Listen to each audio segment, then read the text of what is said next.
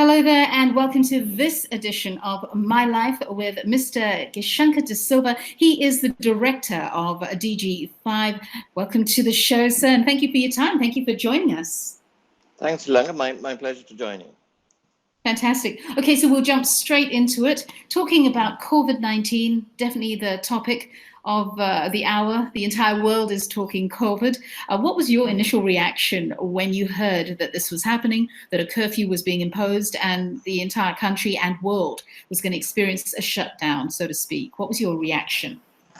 Well, I think there are multiple reactions. The first was, of course, concern. There's a great deal of confusion initially as to the scale of this, who's affected. I think we're still muddling through it. So, Yeah, true. of course, our first concern was the safety of our team and, of course, their families, etc. And we look for direction both from the government as well as what you see on international news, the international organization. So I was strange enough, in Singapore the day it was announced in January, and there was I got to see a preemptive look at how a country will react, because Singapore, of course, they're super efficient. So within 12 hours, they ran out of masks, sanitizers, everything. So Really? it only got to Sri Lanka maybe 2 weeks later. So we had a glimpse of how people operated. Then their officers moved to more remote operations, etc. So that gave us a bit of a heads up, personally at least. Right.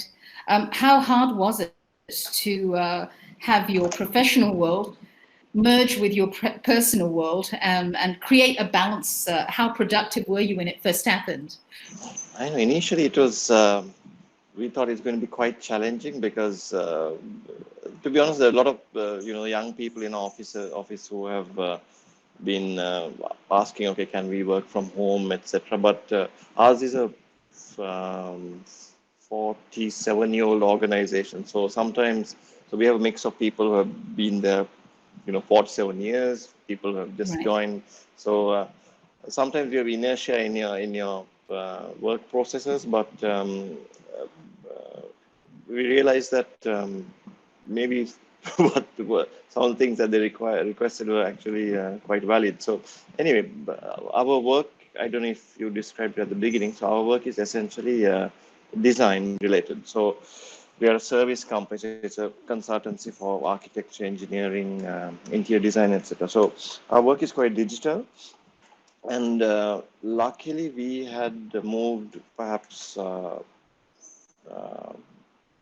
in the 80s. We were one of the first organizations to move to computer-aided design, and since Right. then, I think one of the reasons for us surviving so long is we've always kind of embraced the future, which really Right. helped in this situation. So about 3 to 4 years ago, we moved up further on, where we moved to like 3D modeling software, etc. And that also involved a degree of online servers, backups, that sort of thing. We also have one of our design directors based in Sydney, and we do a lot of design projects coordinated with him in Sydney and here.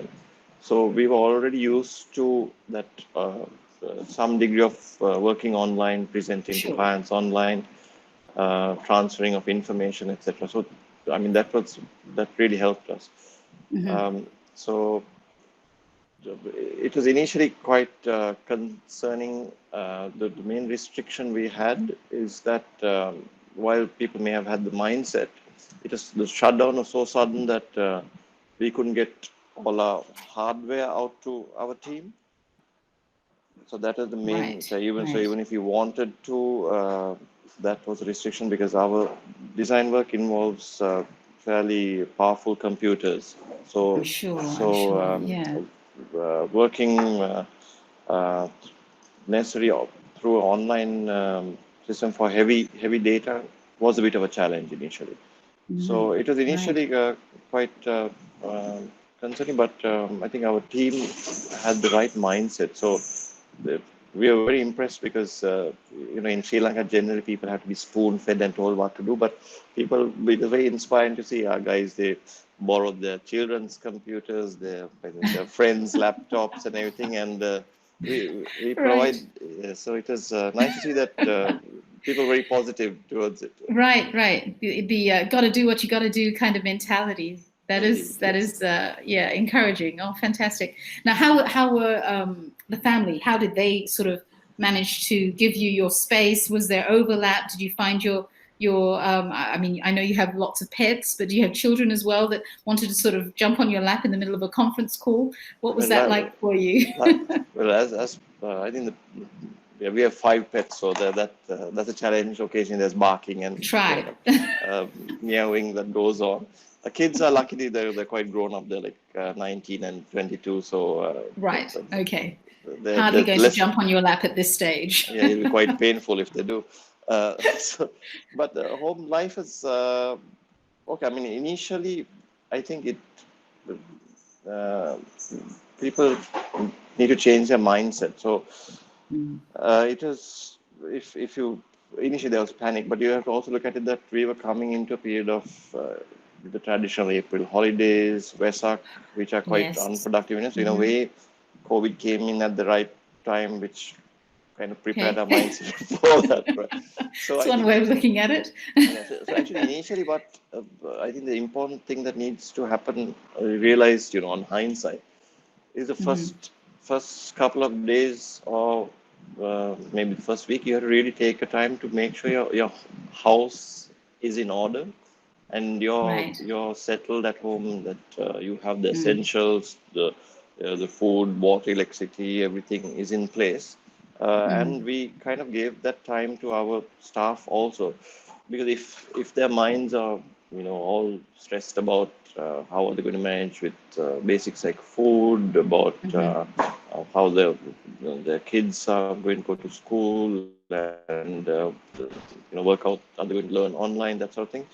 So you have to let people, give them time to settle down and be in a frame of mind. So it of course didn't happen as organically as that, but one of the learnings we had was that first get your house in order Hmm. for a work from home environment, and then everything's flows smoothly from there. That's actually very true because a lot of people that I spoke to, in the first instance, cleaning houses was definitely something that Yes, was being spoken of. But it makes sense what you said, yeah, that you need that environment to be conducive to the fact that everyone is going to be in that space, and so correct. therefore it does have to be clean. It needs to be hygienic and organized. Yes, Organized for sure. It's a good yeah. point. So now moving forward. Lessons learned. Now, as you shared, you were very much so a digital company anyway.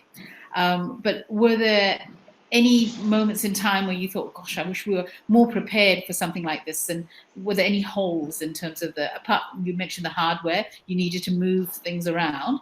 Anything else? I mean, the older staff, were they ready to go and equipped to deal with the situation? um, I would say I was pleasantly surprised that